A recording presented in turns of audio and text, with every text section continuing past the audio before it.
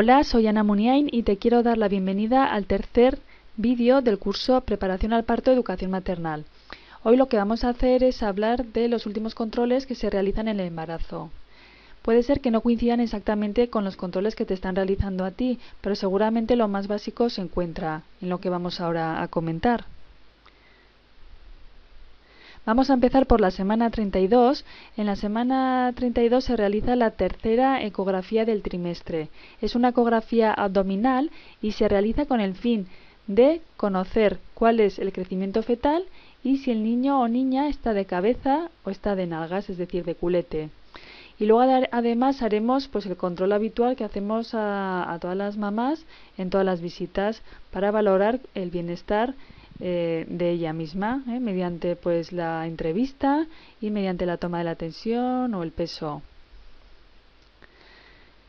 Un mes después, justo en la semana 36, lo que hacemos es entregar una analítica para realizar un análisis de sangre y de orina. Se realiza la toma del cultivo para detectar el estreptococo y se pregunta sobre la decisión o no de hacer donación de cordón. Sobre estos dos últimos temas nos vamos a detener un poquito más, ya que yo creo que merece la pena aclarar algunas cosas. El estreptococo betamolítico es una bacteria que está presente en una de cada 4 mujeres sanas y convive junto con otras bacterias. ¿Dónde convive? Pues convive en el intestino y desde allí puede migrar hasta la vagina. ¿Qué puede provocar? Puede provocar infecciones en un 4% de los bebés, siempre y cuando sus mamás se encuentren en una de estas situaciones. Que el parto haya tenido lugar antes de la semana 37, que haya roto la bolsa más allá de 18 horas, es decir, a más tiempo más riesgo, y a más tactos que se realizan también más riesgo. Que tenga fiebre durante el parto, y fiebre consideramos que sea más de 38 grados. Si esta mamá ya ha tenido un parto en el que ha habido infección por esta bacteria. Y también si durante el embarazo ha habido algún cultivo de orina en el que se haya aislado esta bacteria. Si no te encuentras dentro de estos casos, la posibilidad de que haya una infección por estreptococo es en algunos estudios de 1 de cada 1000 y en otros estudios de 1 de cada 3000. ¿En qué semana se realiza esta búsqueda?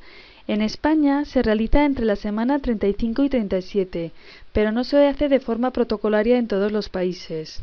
Por ejemplo, en Gran Bretaña no se hace a no ser que la mujer tenga factores de riesgo.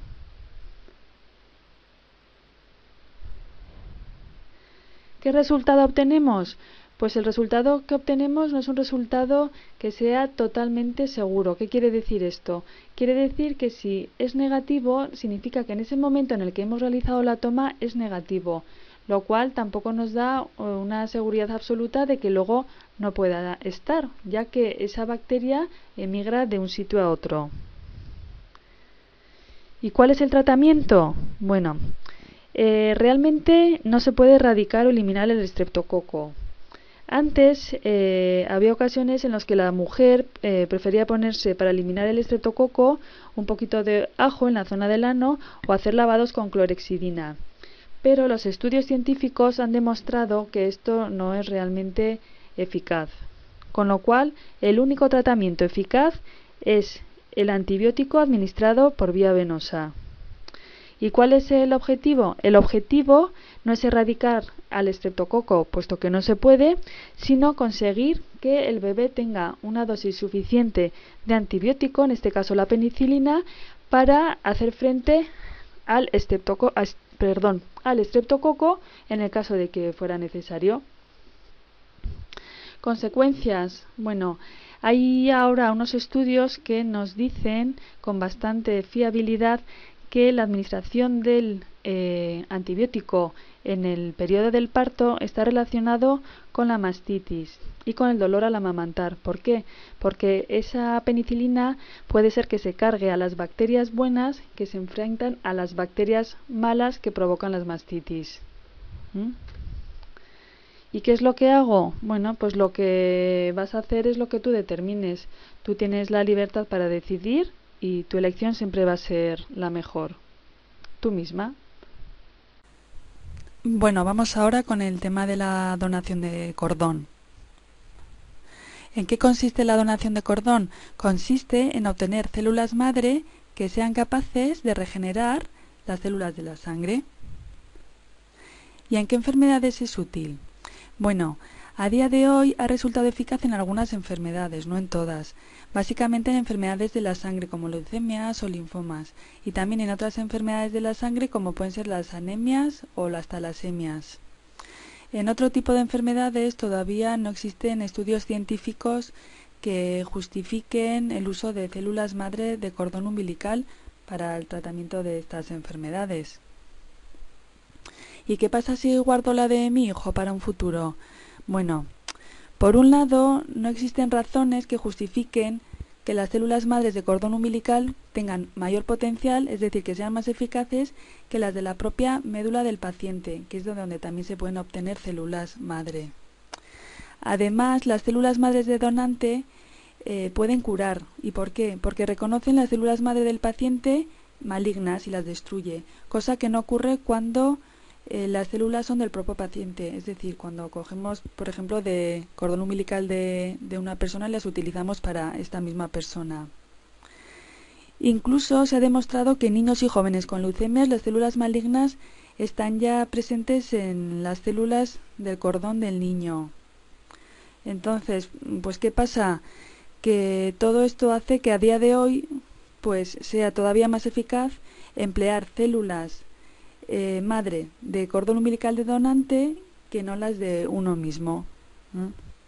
Por tanto, quizás la donación altruista pues parece que sea la mejor elección a día de hoy, por lo menos.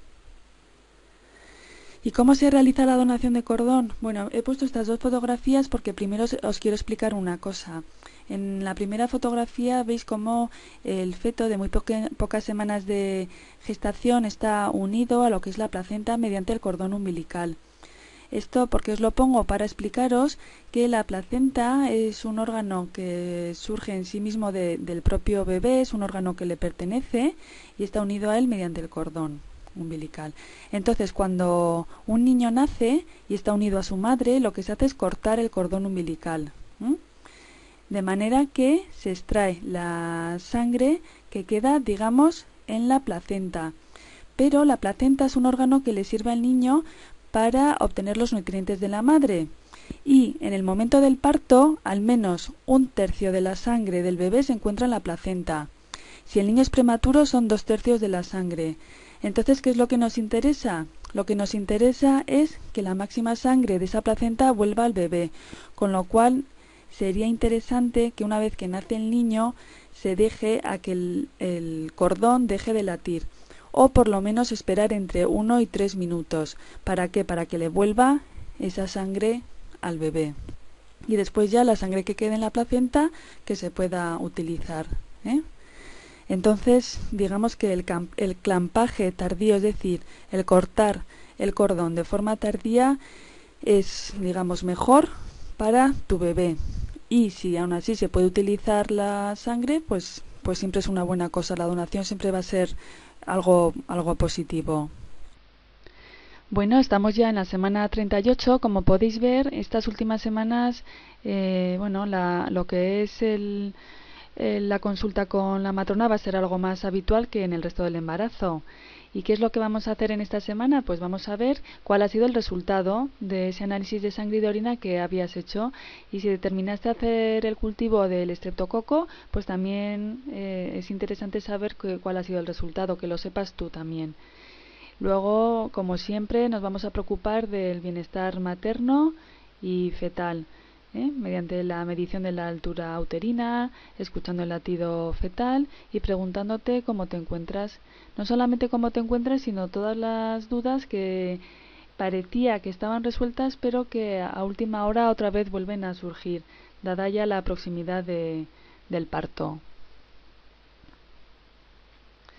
La siguiente visita es en la semana 40 y ahí de nuevo lo que vamos a hacer es encargarnos del control del bienestar fetal y lo hacemos de varias maneras.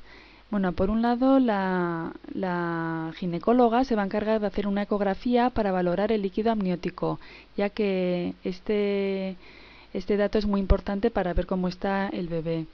Y luego las matronas lo que realizamos es una monitorización, que es lo que a veces se llama por ahí las correas. Y consiste, como veis en la foto, en poner dos aparatitos en la tripa para localizar la altura del útero, el fondo del útero y el latido cardíaco fetal, y eso lo que nos da es un resultado en un papel que nos indica cómo está el bebé en ese momento.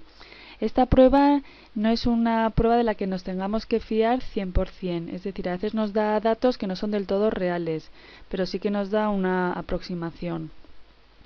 Y también vamos a valorar, como no, pues del estado de la madre, cómo te encuentras, si hay algo que te preocupe, si tienes alguna molestia o algo que no habías notado con anterioridad, Y si en esa semana 40 está todo bien, lo que se hace es volver a citar en la semana 41. Si en la semana 40 se determina que hay algo por lo que tengamos que volver a verte antes de la semana, pues entonces se determina una próxima visita pues en 2 o 3 días. Si llegamos a la semana 41, tiempo en el que ya la desesperación de la madre suele ser bastante evidente por las ganas que tiene ya de ver a su hijo, volveríamos a hacer de nuevo lo mismo que hemos hecho en la visita de la semana 40 y a partir de ahí ya se valoraría cuántos días más se puede esperar al nacimiento del bebé. Esto lo veremos en el próximo vídeo. Espero que te haya sido útil y nos vemos próximamente. Gracias por tu atención.